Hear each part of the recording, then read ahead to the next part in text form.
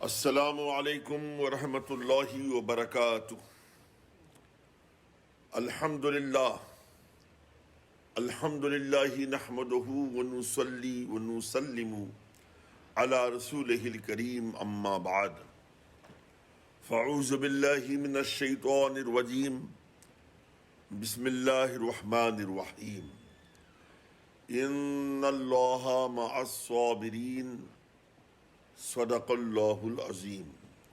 وصدق رسولہ النبی الحبیب الامین المتین الکریم، ونحن علی ذلک لمن الشاہدین والشاکرین والحمد للہ رب العالمین۔ سامعین کرام، آئیے عرض و معروض سے قبل انتہائی عقیدت و محبت و احترام کے ساتھ رسول مکرم، نبی محترم، خلیفۃ اللہ اعظم، فخر آدم و بنی آدم، سید المرسلین، خاتم النبیین، رحمت للعالمین، طٰہٰ و یاسین، انی سے بے کسا چارہ ساز درد مندہ، بے کسوں کے کس بے بسوں کے بس، روحی فدا جناب محمد رسول اللہ صلی اللہ تعالی علیہ وآلہ وسلم کی بارگاہ گوہر بار میں درود پاک کی حسین ڈالیاں پیش کریں، پڑھیں باواز بلند، اللہم صلی علی سیدنا مولانا مولانا ملجانا محمد وعلی آلہ واصحابہ وبارک وسلم، صلاۃ و سلام علیک یا سیدی یا رسول اللہ صلی اللہ تعالی علیہ وعلی آلہ وسلم۔ یہ انتہائی مسرت خیز اور نشاط آگی بات ہے کہ حضور لیاقت ملت، شہدائے اعلیٰ حضرت، محب اہل بیت، حضرت قاری لیاقت رضا نوری زیدہ مجدہ امام عالی مقام رضی اللہ تعالی عنہ اور شہدائے کربلا رضی اللہ تعالی عنہم کی مقدس یاد میں 10 روزہ محفل کا انعقاد کیا آپ نے۔ اللہ تبارک و تعالی حضور لیاقت ملت اور تمام سامعین اور ہم سب کو شہدائے کربلا کے فیوز و برکات سے مالا مال فرمائے۔ آج میری مختصر تقریر کا عنوان ہے حضرت امام حسین کا سر انور۔ ہر چن کے حضرت امام حسین رضی اللہ تعالی عنہ نے بڑی کوششیں کی، اتمام حجت کے طور پر اپنے عالی شان نام و نسب کی اہمیت بتائی، اور بار بار فرماتے رہے کہ یزیدیو، تم اپنے ہاتھوں کو میرے خون سے رنگین نہ کرو، میں نہیں چاہتا کہ تم میرے قتل کے سبب جہنم کے ایندھن بنو۔ مگر یزیدیوں پر آپ کی تقریر پرتنویر کا کوئی اثر مرتب نہیں ہوا۔ بھلا ہوتا بھی کیسے؟ یہ سارے کے سارے دنیا کے حرص و ہوس کے شکار ایسے شقیع القلب تھے کہ ان کے دلوں میں شقاوت و بے رحمی کی مہر لگی ہوئی تھی، ان کا ضمیر بالکلیہ مر چکا تھا اور ان کے احساس کی زمینیں بنجر بن چکی تھیں۔ حضرات سامعین، حضرت امام عالی مقام رضی اللہ تعالی عنہ نے عمر بن سعد کے سامنے ایسی 3 باتیں رکھیں کہ اگر یزیدی ان میں سے ایک بھی بات مان لیتے تو پھر کربلا کا شرمناک خونی منظر درپیش ہی نہیں آتا۔ آپ نے اولاً یہ فرمایا کہ دیکھو، یہاں میں خود نہیں آیا بلکہ میں تمہارے بار بار اصرار کے بعد آیا ہوں۔ تم نے 1 2 نہیں بلکہ 1200 خطوط میرے نام ارسال کیے، تم نے بڑی منتیں اور سماجتیں کی، دین و شریعت کی دہائی دی، بے پناہ عقیدت کشی کا مظاہرہ کیا، اصرار پہ اصرار کیا، یہاں تک تم نے لکھا کہ ہمارے سر پر کوئی امام نہیں، ہمارا کوئی پیشوا و رہنما نہیں، ہم ان تمام رہنما نہیں، ہم یزید جیسے فاسق و فاجر کو اپنا خلیفہ نہیں مانتے، وغیرہ وغیرہ۔ ان تمام باتوں کے باوجود بھی اگر میرا آنا تمہیں گوارا نہیں تو کوئی بات نہیں، مجھے وہاں واپس جانے دو جہاں سے میں آیا ہوں۔ اگر تمہیں یہ بات بھی منظور نہیں تو پھر مجھے کسی سرحدی مقام پر لے چلو، میں وہاں رہ کر زندگی کے بقیہ حصے گزار لوں گا۔ میرے امام نے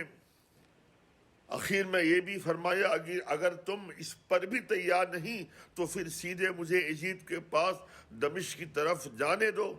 میں اس سے براہ راست اپنا معاملہ طے کر لوں گا، تم بھی چاہو تو اپنے اطمینان کے لیے میرے پیچھے پیچھے چل سکتے ہو۔ حیف صد حیف، ظالموں نے ایک بھی شرط نہیں مانی، ایک بھی آپشن کو قبول نہیں کیا۔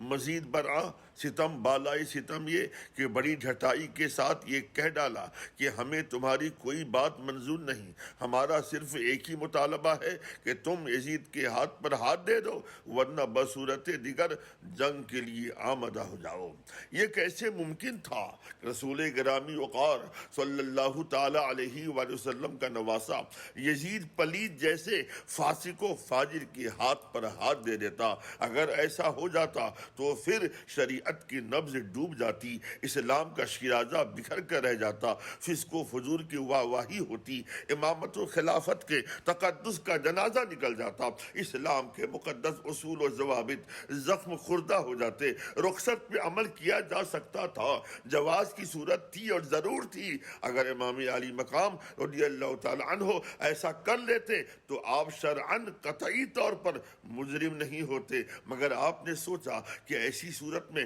میری اور میرے اہل و عیال کی جانیں تو بچ جائیں گی، مگر نانا جان کی اس شریعت کا تحفظ کیوں کر ہوگا جس شریعت کی اشاعت کی خاطر نانا جان کو ظلم و استبداد کے پہاڑوں سے گزرنا پڑا، خادہ راہوں میں چلنا پڑا، جور و جفا کے شعلوں کے بستر پہ سونا پڑا، جس میں اتھر و پتھروں کی بارش رہنا پڑی، شعب ابو طالب میں 3 سال تک صعوبت جانکاہ سے گزرنا پڑا۔ یہی وجہ تھی امام علی مقام رضی اللہ تعالی عنہ نے عزیمت پر عمل کرتے ہوئے صاف لفظوں میں 2 ٹوک فرما دیا کہ یزیدیو سنو، کان کھول کے سن لو، رسول کا بیٹا سر تو دے سکتا ہے مگر یزید پلید جیسے بے نمازی، زانی اور شریعت کی دھجیاں بکھیرنے والے کے ہاتھ پر ہاتھ ہرگز نہیں دے سکتا۔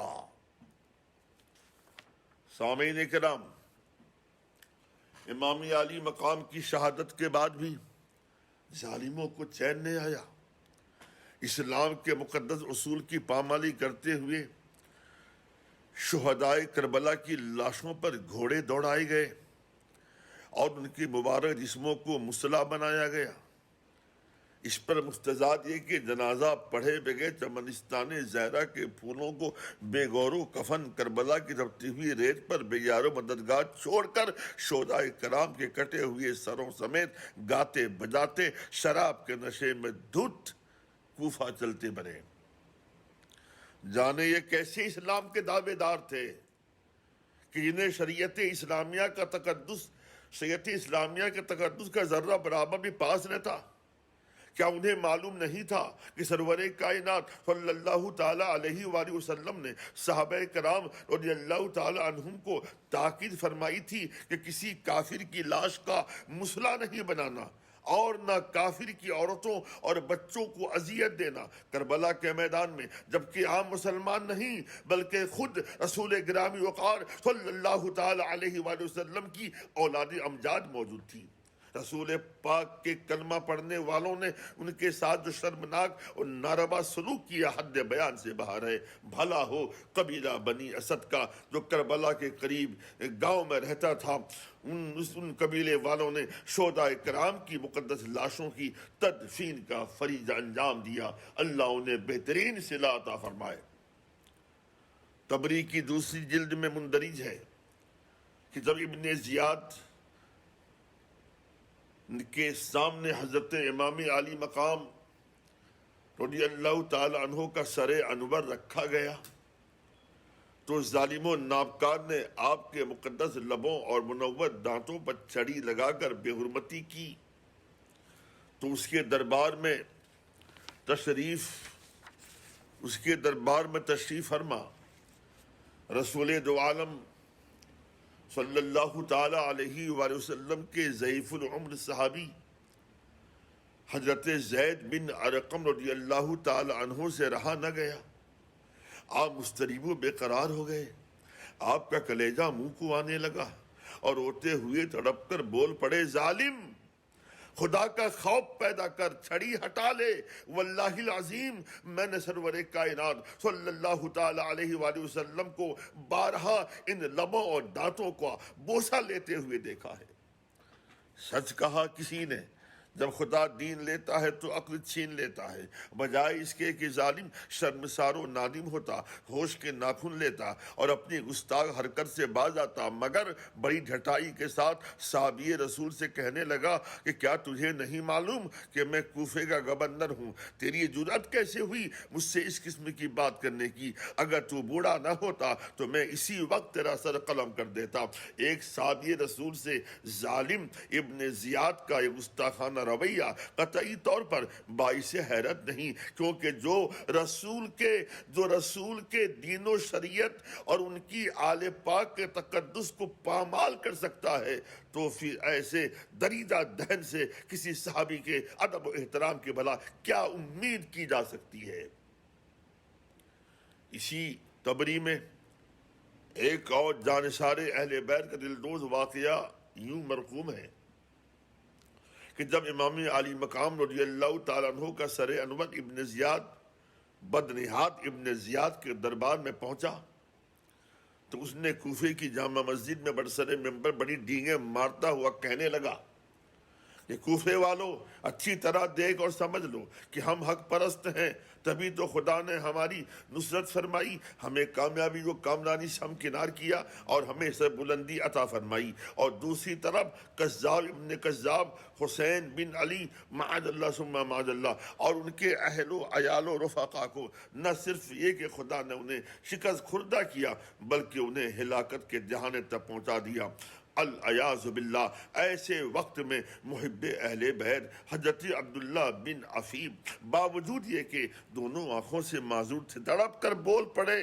کہ اے ابن مرجانہ، اے بدنہاد ابن زیاد، اپنی زبان پر لگام دے، تو امام حسین اور ان کے والد بزرگوار کو کذاب کہہ رہا ہے، حالانکہ دنیا خوب جانتی ہے کہ وہ سچے، ان کے باپ سچے، ان کے نانا سچے ہیں، البتہ تو اور تیرا باپ جھوٹے ہو، اور وہ جس نے تجھے ایک صحابی رسول کو معزول کر کے تجھے کوفے گورنری سونپی ہے وہ بھی جھوٹا ہے۔ تمہیں ذرہ برابر بھی اس قسم کی باتیں کرتے ہوئے شرم و حیا نہیں آتی؟ تم نے رسول گرامی وقار صلی اللہ علیہ وسلم کی اولاد پر ظلم و استبداد کے پہاڑ توڑے، انہیں اور ان کے اہل خانہ کو 3 شبانہ روز تک بھوک اور پیاس کے تپتے ہوئے صحرا میں بے یار و مددگار چھوڑ دیا، اور ظلم بالائے ظلم یہ کہ انہیں بڑی بے دردی اور بے رحمی کے ساتھ تہے تیگ کر دیا، اور باتیں کرتے ہو صدیقین کی طرح۔ تف ہے تمہارے گھناؤنے کردار و افعال پر۔ چونکہ حضرت عبداللہ ابن عفیف کے قبیلے کے لوگ وہاں موجود تھے، اس لیے نام نہاد ابن زیاد ظالم و صفاق ڈر کر اس ظالم نے انہیں گرفتار کر کے عارضی طور پر چھوڑ تو دیا، لیکن اپنے ظلم و ستم کی پیاس بجھاتے ہوئے بعد میں انہیں گھر سے بلوا کر بڑی بے رحمی کے ساتھ نہ صرف یہ کہ انہیں قتل کیا بلکہ ان کی ناش مبارک کو دار پر لٹکا دیا۔ اللہ سمد، یزیدی ظالموں کے ظلم پر خود ظلم بھی ندامت سے پانی پانی ہو رہا تھا۔ اللہ کی پناہ، ابن زیاد نام نہاد کے حکم پر امام علی مقام رضی اللہ تعالیٰ عنہ کے سر انور کو کوفے کے پورے شہر میں گھمایا پھرایا گیا۔ ننگے دین اور ننگے ایمان یزیدیوں نے اپنی انتہائی بے غیرتی کا تماشا دکھایا، اور پھر ناچتے گاتے شراب کے نشے میں چور آپ کے سر انور کو شمر ذل جوشن کی سربراہی میں یزید پلید کے پاس دمشق لے چلے۔ جن نابکاروں نے حضرت امام علی مقام رضی اللہ تعالیٰ عنہ کا ادب و احترام نہ کیا، وہ آپ کے اہل و عیال کا پاس کیا رکھتے؟ حضرت امام علی مقام رضی اللہ تعالیٰ عنہ کی شہادت کے بعد اہل بیت اطہار میں مردوں میں صرف سید سجاد حضرت زین العابدین رہ گئے تھے، جیسا کہ آپ کو معلوم ہے۔ حضرت زین العابدین سید سجاد بیمار کربلا رضی اللہ تعالیٰ عنہ کو پابا زنجیر اور سید زادیوں کو اونٹوں کی برہنہ پشت پر بٹھا کر کوفے سے دمشق کی جانب جشن فتح مناتے ہوئے بے شرم و بے حیا یزیدی چلے جا رہے تھے۔ روایتوں میں آتا ہے کہ جب یہ ظالم کوفے کی سرحد عبور کر کے پہلی منزل پہ پہنچے تو اس وقت شام ڈھل چکی تھی اور شب اپنی سیاہ زلفیں بکھیرنے والی تھی۔ انہیں یہ فکر لاحق ہوئی، یزیدیوں کو فکر لاحق ہوئی کہ رات کہاں گزاری جائے۔ معاً ان کی نگاہیں ایک گرجا گھر پر مرکوز ہو جاتی ہیں۔ خوشی خوشی شب باشی کے لیے جو ہی وہ گرجا گھر کے دروازے پر پہنچے تو ان کی آنکھیں یہ دیکھ کر پھٹی کی پھٹی رہ گئی۔ اس گرجا گھر کی دیوار پر جلی حروف کے ساتھ عربی میں ایک شعر لکھا ہوا تھا۔ وہ شعر یوں تھا: اترجو امتن قتلت حسینہ، اترجو امتن قتلت حسینہ شفاعت جدہی یوم الحسابی۔ اس کا مطلب یہ کہ کیا امت امام حسین رضی اللہ تعالی عنہ کو قتل کرنے کے بعد اس بات کی امید رکھتی ہے کہ وہ ان کے نانا جان کی شفاعت سے بہربر ہوگی؟ یہ شعر پڑھتے ہی ظالموں کے چہروں کا جغرافیہ بدل گیا، ان کے ماتھے پہ پسینہ آنے لگا، مارے غصے سے سب کی بھویں تن گئیں اور یہ آپس میں کہنے لگے کہ ضرور یہ کسی حسینی کا کیا کرایا ہے جس نے ہمارے خلاف سازش رچتے ہوئے یہ شعر یہاں لکھ چھوڑا ہے۔ بڑے غیظ و غضب کے عالم میں جب ظالموں نے اس گرجا گھر کے راہب سے اس شعر کے بارے میں، اس شعر سے متعلق تفتیش کی تو راہب کا جواب سن کر ان سب کے پاؤں سے زمین کھسک گئی۔ جواب کیا تھا؟ ظالموں کے گھنوں نے کرتوت کی نقاب کشائی اور ان کے بد انجام ہونے کا کھلا ہوا اعلان تھا۔ راہب نے کہا، یہ شعر کس نے اور کب لکھا یہ تو مجھے نہیں معلوم، البتہ یہ بات معتبر ذرائع سے نسلاً بعد نسل قرنن بعد قرن مجھ تک پہنچی ہے کہ یہ شعر تمہارے نبی کی بعثت سے 500 برس پہلے سے اسی طرح کندہ ہے کہ قاتلان امام حسین رسول پاک صلی اللہ علیہ وسلم کی شفاعت سے محروم رہیں گے۔ سامعین کرام، اس شعر کا حرف اس شعر کا حرف آل نبی کے قاتلوں کے کبر و غرور اور جور و جفا پر شبخون مار رہا تھا، اور قیامت تک یہ شعر اس بات کا اعلان کرتا رہے گا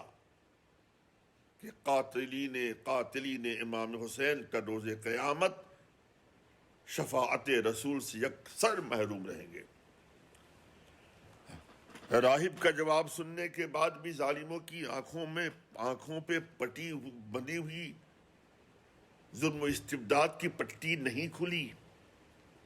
بھلا کھلتی بھی کیسے؟ یہ وہ لوگ تھے جن کے اندر شقاوت کوٹ کا بھری ہوئی تھی، جن کا مادہ فہم اور ضمیر احساس بالکل مر چکا تھا۔ یہ دنیاوی نام و نمود اور حرص و ہوس کے ایسے شکار بن چکے تھے کہ ان کے دلوں کے دروازے مکفل ہو چکے تھے۔ تبھی تو جب راہب کو معلوم ہوا کہ یہ ظالم اپنے ہی رسول کے لختے جگر کے سر پاک کو کاٹ کر گھوم پھر رہے ہیں تو اس کی حیرت کی کوئی انتہا نہ رہی، اس سے رہا نہ گیا۔ وہ بول پڑا، اے نابکارو، تمہیں کیا ہو گیا؟ جس نبی کا تم کلمہ پڑھتے ہو اسی نبی کے نواسے کو قتل کرنے کے بعد ان کے کٹے ہوئے سر کی بے حرمتی کرتے تمہیں ذرا برابر بھی شرم نہیں آتی؟ تم نے تو بے شرمی اور بے حیائی بے غیرتی کی ساری حدیں توڑ دی۔ تم خلق و وفا کے ایسے خونی ہو کہ قیامت تک لوگ تم پر لعنتوں کی بوچھار کرتے رہیں گے۔ تمہیں یہ دنیا راس آئے گی اور نہ تمہیں آخرت میں سرخروئی نصیب ہوگی۔ تم نے جو مذموم ترین حرکتیں کی ہیں ایسی نہ کل کسی ظالم نے کی اور نہ قیامت تک کوئی ایسی جسارت کرے گا۔ راہب نے مزید کہا، یزیدیوں سے سنو، میں حضرت عیسیٰ علیہ السلام کا ماننے والا ہوں، فقط میری تخصیص کیا، کسی بھی عیسائی کو اگر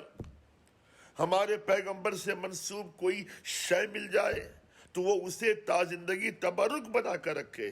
اور اس کی حفاظت میں من دھن تن سب قربان کر دے۔ تف ہے، لعنت ہے تمہارے گھنونے کرتوت پر، تم اپنے ہی نبی کی آل کو قتل کرنے کے بعد ان کے مقدس سر انور کو گلیوں اور سڑکوں میں گھمائے پھر رہے ہو، اور ستم بالائے ستم یہ کہ مظلوم اولاد نبی کو قیدی بنائے ہوئے ہو۔ اسی پر بس نہیں، یہ تو حد ہو گئی، تم نبی کی نواسیوں اور پوتیوں کو اونٹوں کی برہنہ پشت پر بٹھائے ہوئے ہو۔ خیر جانے دو، یہ معاملہ تمہارا ہے، تم جانو، خدا بند قدوس جانے۔ میری تم سے بس ایک التماس ہے، اگر تم گرجا گھر میں رات گزارنا چاہتے ہو تو میری ایک التماس تم سے ہے، وہ یہ کہ فقط ایک رات کے لیے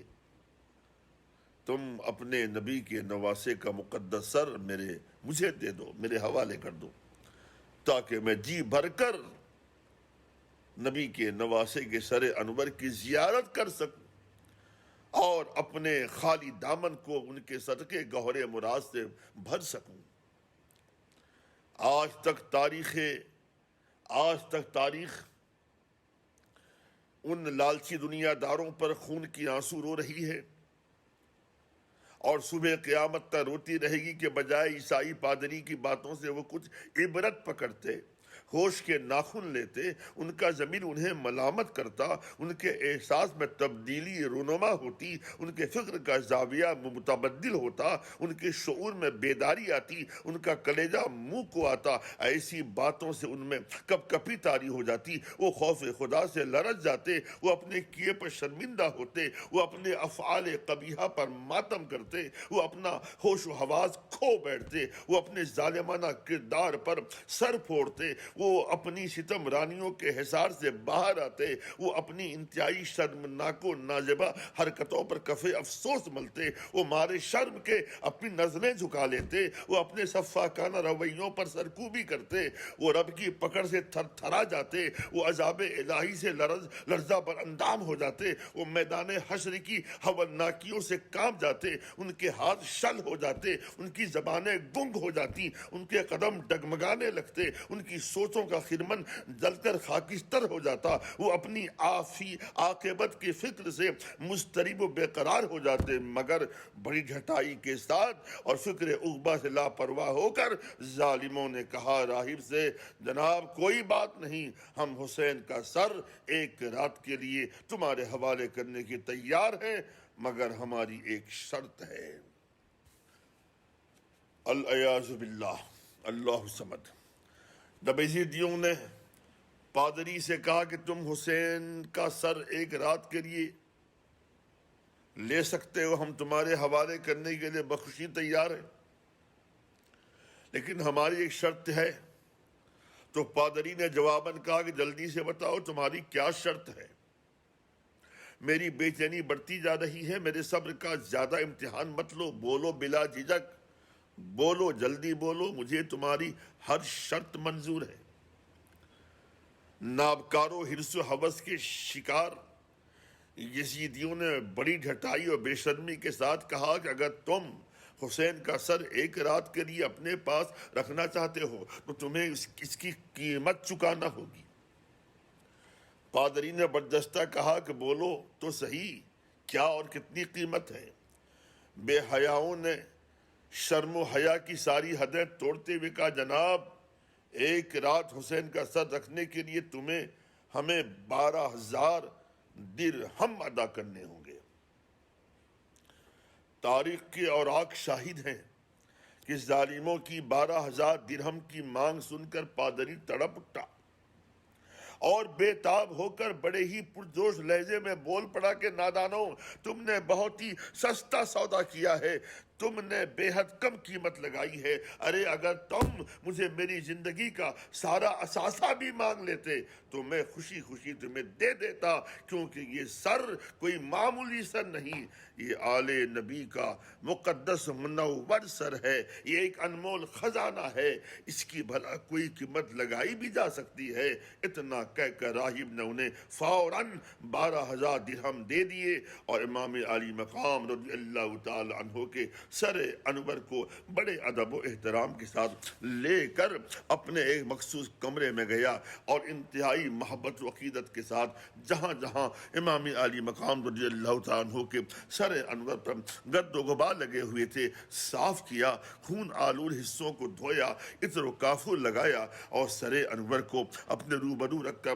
اشک بار آنکھوں سے زیارت کرنے لگا۔ وہ اس وقت خود کو دنیا کا سب سے زیادہ خوش نصیب انسان تصور کر رہا تھا، اپنی زندگی کی معراج پر خوشی سے پھولے نہیں سما رہا تھا، بار بار سوچے جا رہا تھا کہ یہ ظالم کیسے ہیں، انہیں اپنے رسول کے نواسے کے ادب و احترام کا برابر بھی پاس نہیں، اس پر مستزاد یہ کہ نواسے رسول کے سر کو کاٹ کر گھوم پھر رہے ہیں، ناچ گا رہے ہیں، اسی پر بس نہیں اس کا سودا بھی کر لیا، وہ بھی اتنا سستا۔ جانے وہ کیا کیا سوچ رہا تھا معاً، وہ اپنی سوچوں کا تسلسل منقطع کرتا ہے اور اپنے آپ سے کہتا ہے کہ میں اپنے خدا کا شکر کیسے ادا کروں، جانے میرے رب کو میری کون سی ادا پسند آ گئی کہ اس کے حسین صلے کی صورت میں مجھے اپنے حبیب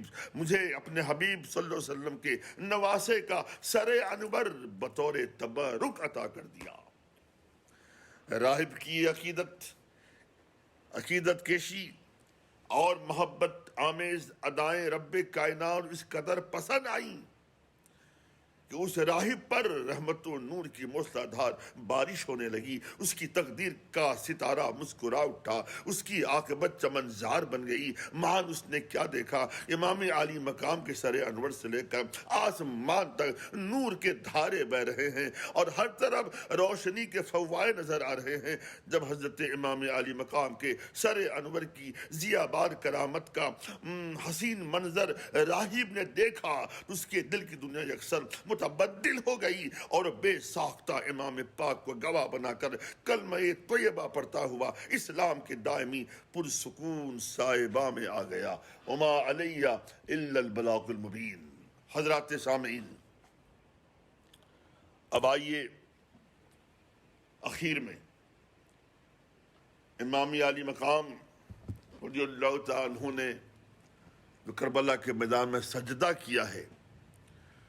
اس سجدے کی مثال نہیں ملتی۔ تو میں نے حسین کا سجدہ اسے ردیف بنایا ہے